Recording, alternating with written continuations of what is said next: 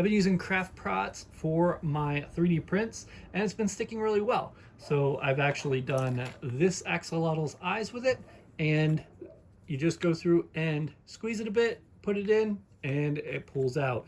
With this, it is really good and it holds really well. The one thing is sometimes it strings a bit. So you got to be careful at the very end when you're pulling away from the item.